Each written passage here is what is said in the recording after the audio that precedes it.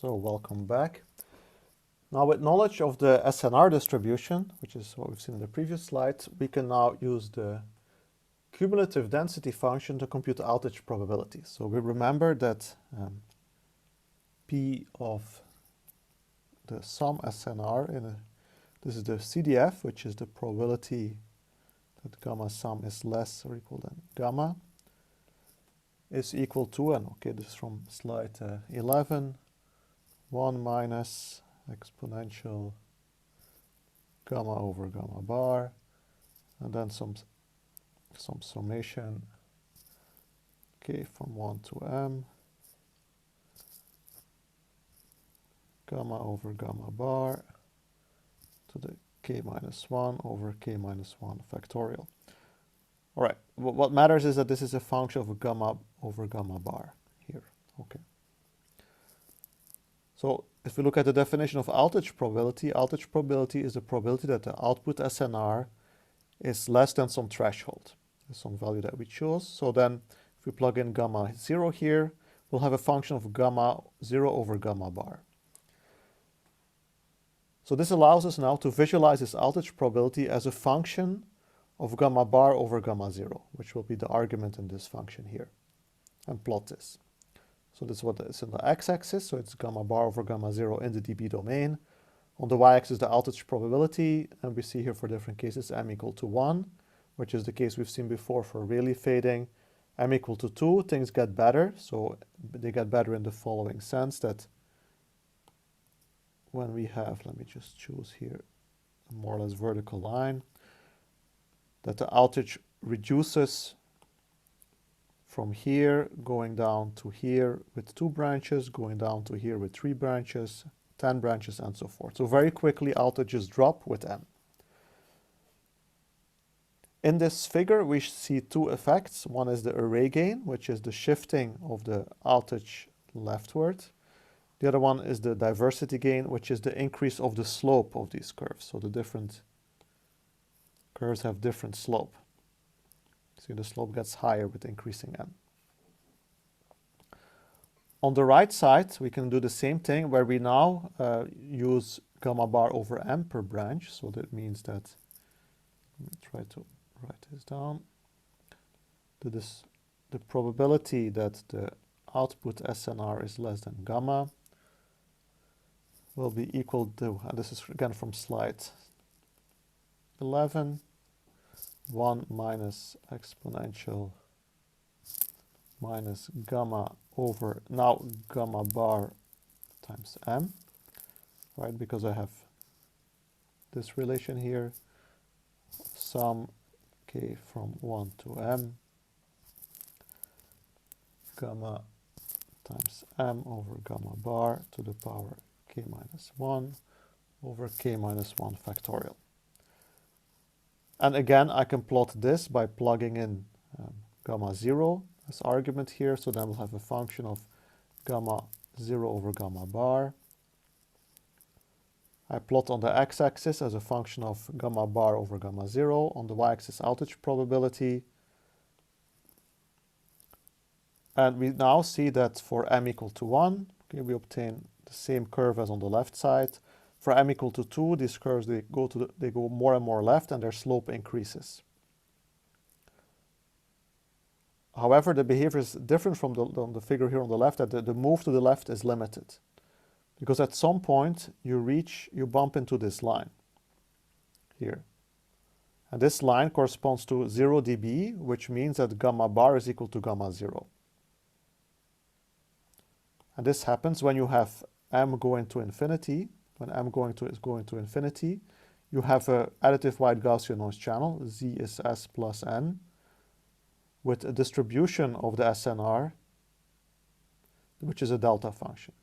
Gamma sum of gamma is just a delta function here, as a function of SNR. And then the outage probability has to be 0 or 1. When the SNR is greater than gamma 0, the outage is 0, then you're on the right side. When the SNR is less than gamma bar, the outage is 1, and you're on the left side. So here again, you see that with increasing m, the After combining, you obtain something that looks more and more like an additive wide Gaussian noise channel. And we only see this effect of this increase in slope, not so much the effect of moving to the left as on the left side. And this is again called diversity gain. Oh, sorry. So again, we have, as I mentioned, the two cases A and B. In case A, the total power increases with the number of branches. In case B, the total power is fixed. In case A, we have array gain, which means that these curves move to the left, unbounded, and their slope is increasing. When we have case B, we have no array gain, but we still have diversity gain, so the slope improves of each of these curves, but you're limited by this vertical line, which is due to the additive wide, which corresponds to an additive wide Gaussian noise channel. And an additive wide Gaussian noise channel, the outage must be 0 or 1.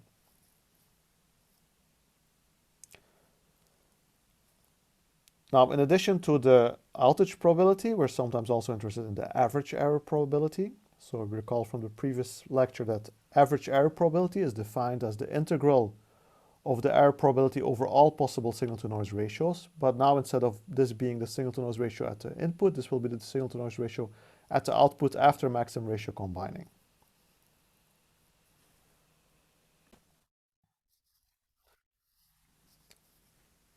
And now you can apply the same technique of the moment generating function to numerically compute this average error probability. I will not go through the details because you will see this in the tutorial, but the principle is the following. You will express the error probability as a function of this integral, right, with several constants, C1 and C2, and where gamma is the SNR after maximum ratio combining, which is the sum of the SNRs of the diversity branches. Since each of the channels is independent, so the channel gains are independent, so the SNRs are independent, and there's a theorem that says that the moment generating function of a sum of independent variables is the product of the individual moment generating functions, which then gives you the rise to this expression. And each of these moment generating functions is identical, so this product becomes a power. And this kind of expression you can then use to evaluate average error probabilities. Only for certain cases, this expression is known in closed form. In other cases, you will apply a numerical evaluation of this integral. In any case, we can at least plot these average error probabilities, and they will look something like this. So again, we have case A on the left and case B on the right. In case A, the total power is proportional with M. In case B, the total power is fixed.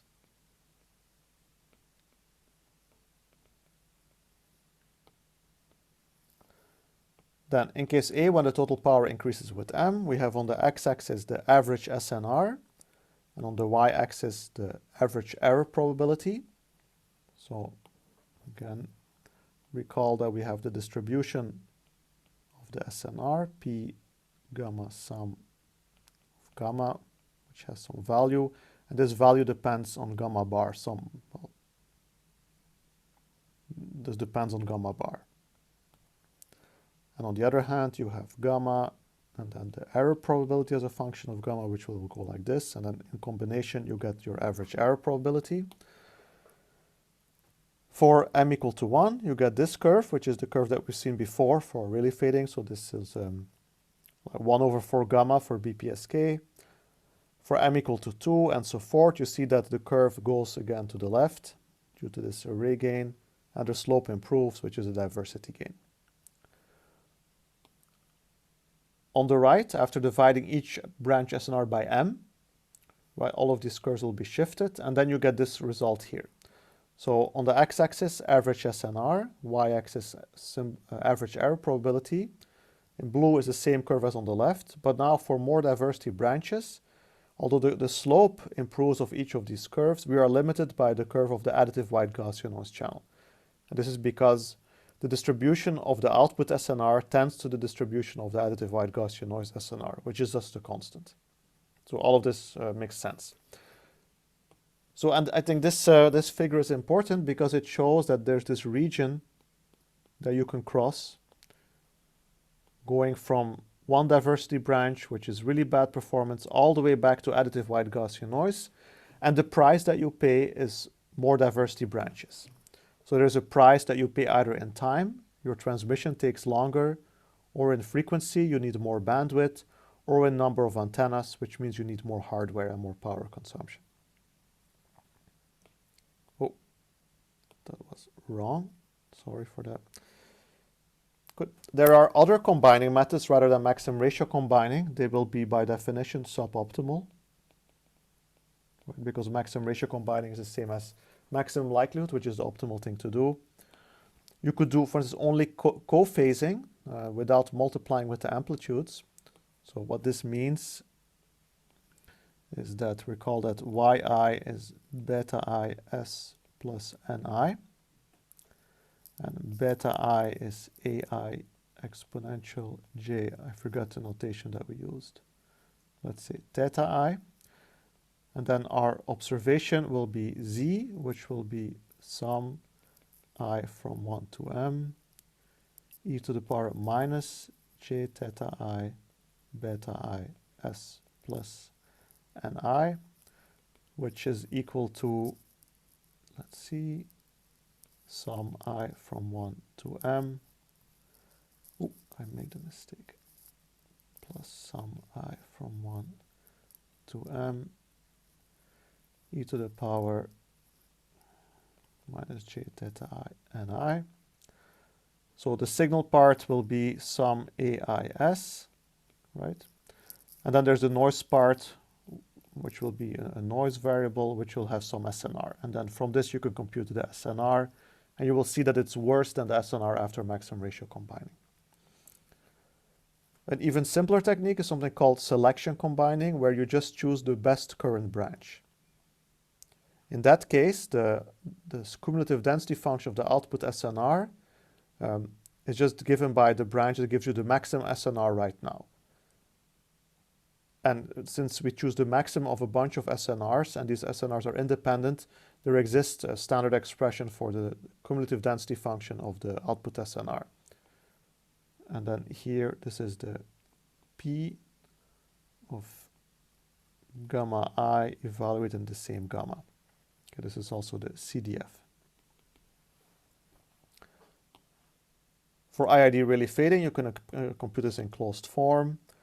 The mean is known, right? The mean is given by this expression. So this is the mean after selection combining, and this mean, of course, will be strictly less than the mean after maximum ratio combining. So you don't have as much array gain as you have with maximum ratio combining.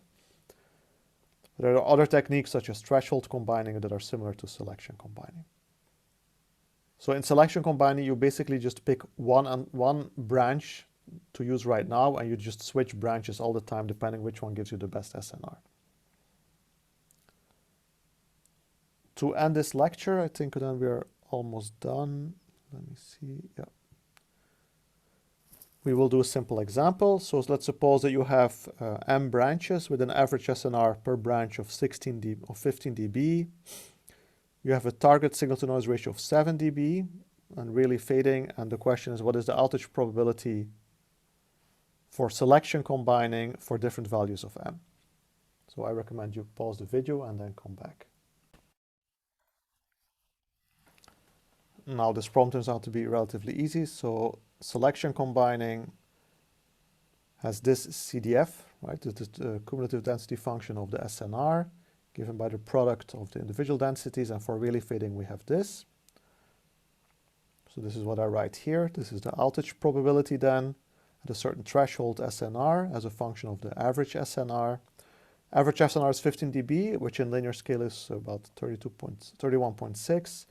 Target SNR is 7, which is 5 in linear scale. You plug in these values, and then for different values of m, you get these outages. So with one branch, you get 15% outage, 2 branches, 1%, 3 branches, 0.3%. So the outages, they drop very rapidly. One more thing to mention regarding diversity is that diversity can be created at the transmitter or at the receiver. So we've seen, for instance, at the transmitter, when you use time or frequency, you have transmit diversity. If you have multiple antennas at the receiver, you have diversity in space.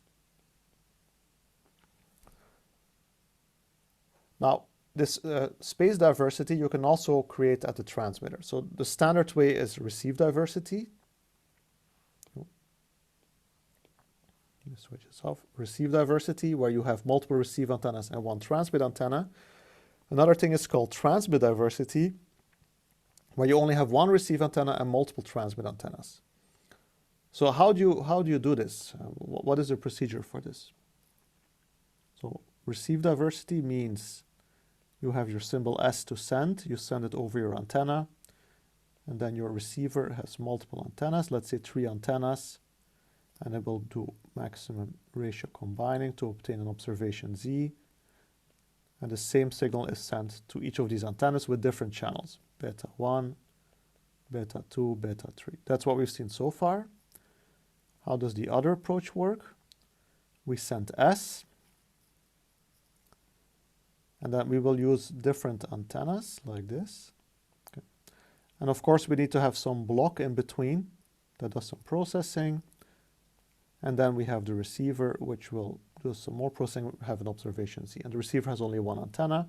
And then we have, again, our channels, beta 1, beta 2, beta 3.